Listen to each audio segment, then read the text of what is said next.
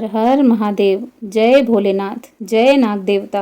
आप सभी भक्तों को नाग पंचमी के पावन पर्व की हार्दिक शुभकामनाएं।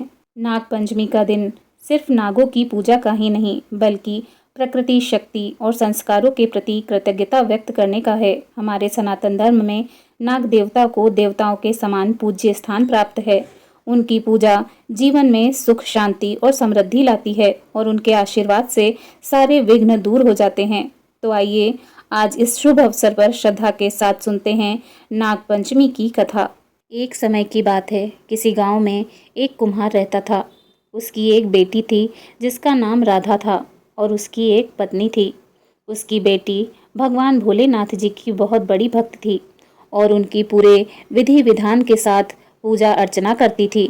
एक दिन उस कुम्हार ने अपनी बेटी से बर्तन बनाने के लिए मिट्टी लाने को कहा। पिता के कहने पर राधा मिट्टी लेने के लिए जंगल में चली गई। जब वह मिट्टी खोद रही थी, उसी समय उसके सामने एक नाग आ गया। राधा नाग को देखकर अत्यंत ही घबरा गई और उसकी घबराहट को देखते हुए नाग देवता ने एक मनुष्य का रूप धारण कर लिया। नाग देवता राधा से बोले कि पिछले जन्म में तुम मेरी बहन थी। तुम्हें देखते ही मुझे सब कुछ याद आ गया है।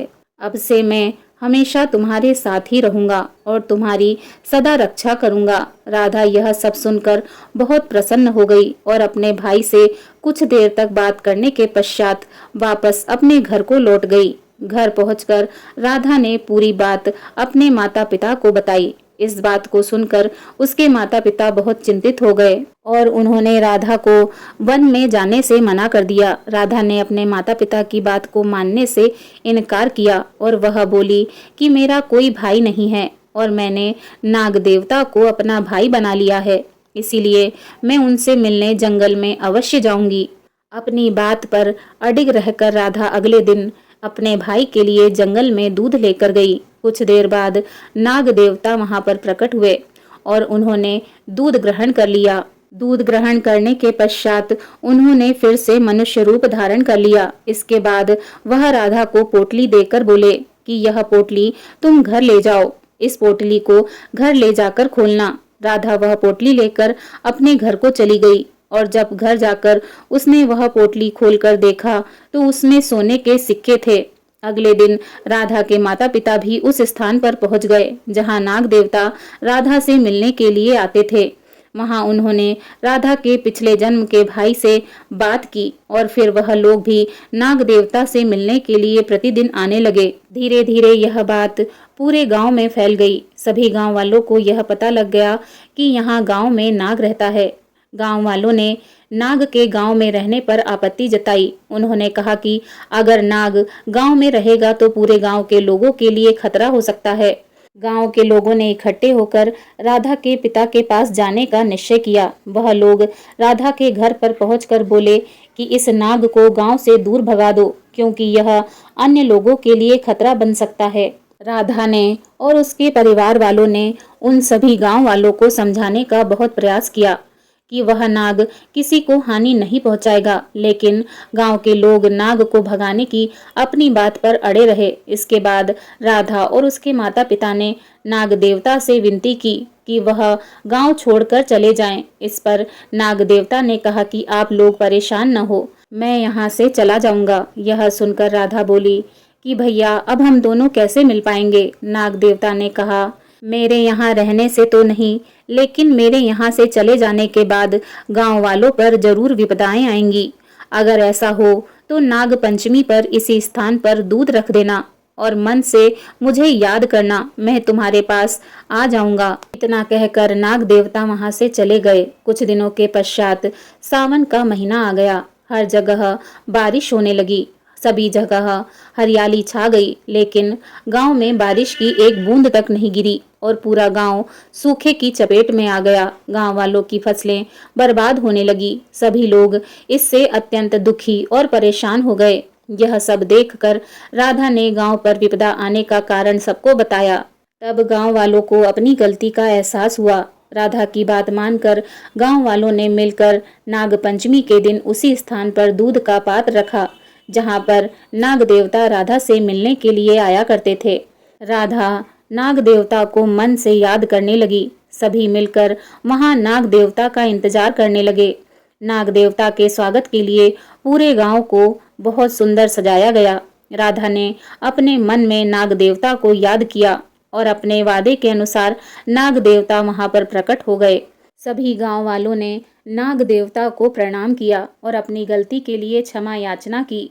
राधा ने अपने भाई को दूध पिलाया और गांव में वापस आने का आग्रह किया। इस पर नाग देवता बोले कि मैं अब यहाँ नहीं रह सकता, लेकिन मैं हर नाग पंचमी को अपनी बहन से मिलने जरूर आया करूँगा। नाग देवता ने यह भी आश्वासन दिया कि मेरे जाने पर गांव की सारी समस्याएं भी समाप्त हो जाएंगी। यह बोलकर नाग देवता वापस अंतर्ध्यान हो गए।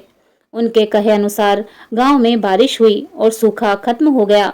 गांव में पुनः सुख समृद्धि लौट आई और गांव के लोग पुनः अपना जीवन आराम से व्यतीत करने लगे। इस प्रकार जो भी नाग पंचमी के दिन नाग देवता का पूजन करता है, उनका स्मरण करता है, उस पर नाग देवता की कृपा सदा बनी रहती है।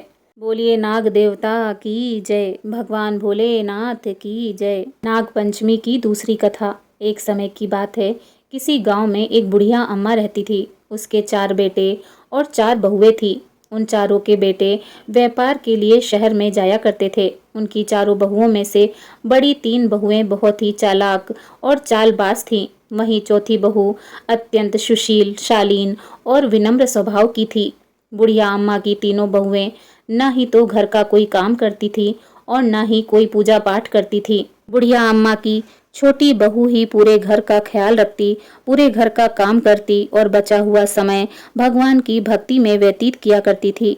वह भगवान भोलेनाथ जी की बहुत बड़ी भक्त थी, इसलिए वह हर सोमवार को व्रत रखती और पूजा पाठ करती। कुछ दिनों के पश्चात सावन का महीना आया। नाग पंचमी के कुछ दिन पहले बुढ़िया अम्मा ने अपने चारों बहुओं को नाग पंचमी की पूजा के बारे में बताने के लिए अपने पास बुलाया। बुढ़िया अम्मा ने नाग पंचमी की पूजा के बारे में बताते हुए कहा कि कल तुम चारों लोग नाग पंचमी की पूजा विधि विधान से करना और उसके पश्चात भगवान भोलेनाथ जी के दर्शन करने के लिए मंदिर जाना। दर्शन करने के बाद तुम लोग नाग देवता को दूध अवश्य अर्पित करना। हमारे परिवार में यह परंपरा वर्षों से चली आ रही है। जब नाग पंचमी का दिन आया तो तीनों बड़ी बहुओं ने घर की पूजा के बाद मंदिर जाने से मना कर दिया और छोटी बहू को दूध का पात्र दे दिया और कहा कि तुम हमारी तरफ से नाग देवता को दूध अर्पित कर देना, हमें और भी कई सारे काम हैं। छोटी बहू उनकी बात मानकर भगवान भोलेनाथ जी के मंदिर गई। मंदिर में भोलेनाथ जी के दर्शन करने के बाद उसने नाग देवता के समक्ष दूध के चारों पात्र रख दिए। नाग देवता ने केवल सबसे छोटी बहू के पात्र से दूध ग्रहण किया और फिर वहां से चले गए। छोटी बहू ने घर वापस आकर यह बात सबको बताई। तब उसकी सास ने कहा कि लगता है नाग देवता रुष्ट हो गए हैं और अब हमारे परिवार पर जरूर कोई ना कोई बड़ा संकट आने वाला है। उसी रात बड़ी 3 बहुओं ने स्वप्न में देखा कि उनके पतियों को नाग देवता ने डस लिया है। इस स्वप्न को देखकर तीनों बहुएं घबरा गईं और उन्होंने यह बात सुबह उठकर अपनी सास को बताई। अगले दिन बुढ़िया अम्मा अपनी चारों बहुओं को लेकर भगवान भोलेनाथ जी के मंदिर में पहुंच गईं और वहां उन्होंने भगवान भोलेनाथ जी से अपने बेटों के प्राणों की रक्षा के लिए प्रार्थना की। इस प्रकार कुछ दिन बीत जाने के बाद घर की सबसे छोटी बहू का पति घर लौट आया और वापस आकर उसने बताया कि उसके तीनों बड़े भाई व्यापार करने बड़े शहर में गए थे, परंतु वापस नहीं आए। मैंने उन्हें ढूंढने का भरसक प्रयत्न किया, लेकिन उनका कोई पता नहीं चला, इसीलिए मैं थक हार कर घर वापस आ गया। मुझे लगा शायद वह लोग घर आ गए हों, लेकिन वह तो यहाँ पर भी नहीं पहुँचे। यह सुनकर पूरे घर में मातम सा छा गया और सभी लोग विलाप करने लगे। इसके बाद पूरा परिवार भगवान शिव जी के मंदिर में पुनः गया और वहां पुजारी जी से नाग देवता के बारे में पूछा। पुजारी जी ने बताया कि नाग देवता तो केवल नाग पंचमी के अवसर पर ही यहाँ दर्शन देते हैं। पुजारी जी ने कहा कि तुम्हारी बड़ी बहुओं के द्वारा नाग पंचमी पर हुई गलती के कारणवश नाग देवता रुष्ट हो गए हैं। अब तुम लोगों को अगले वर्ष तक इंतजार करना पड़ेगा। तब तक तुम्हारी छोटी बहू जिस तरह से प्रत्येक सोमवार को उपवास करती है, भगवान भोलेनाथ जी का पूजन करती है, उसी प्रकार तीनों बहुओं को सोमवार का व्रत और भगवान भोलेनाथ जी का पूजन करना चाहिए। फिर अगले वर्ष नाग पंचमी के दिन नाग देवता से क्षमा याचना करना, तभी तुम्हारे कष्टों का निवारण हो पाएगा। बुढ़िया अम्मा की बहुओं ने ऐसा ही किया। उन्होंने हर सोमवार का उपवास रखना और भगवान भोलेनाथ जी का पूजन करना शुरू कर दिया। आखिरकार 1 वर्ष बाद नाग पंचमी का दिन आया। चारों बहुओं ने मंदिर जाकर वहां पर पूजा की और नाग देवता से क्षमा याचना की और उन्हें दूध पिलाया। जब वह घर वापस लौटे तब उन्होंने देखा कि उनके पति वापस आ चुके हैं। यह देखकर उनकी खुशी का कोई ठिकाना नहीं रहा। इस प्रकार भगवान भोलेनाथ और नाग देवता जी की कृपा से पूरा परिवार पुनः सुखपूर्वक जीवन व्यतीत करने लगा। प्रेम से बोलिए भगवान भोलेनाथ की जय, नाग देवता की जय। हे नाग देवता, कहानी सुनने वाले, कहने वाले तथा हुकारा भरने वाले सभी पर अपनी कृपा दृष्टि बनाए रखना, सभी की मनोकामना पूरी करना। आपकी सदा ही जय हो। हर हर महादेव। ओम नमः पार्वते पते। हर हर महादेव।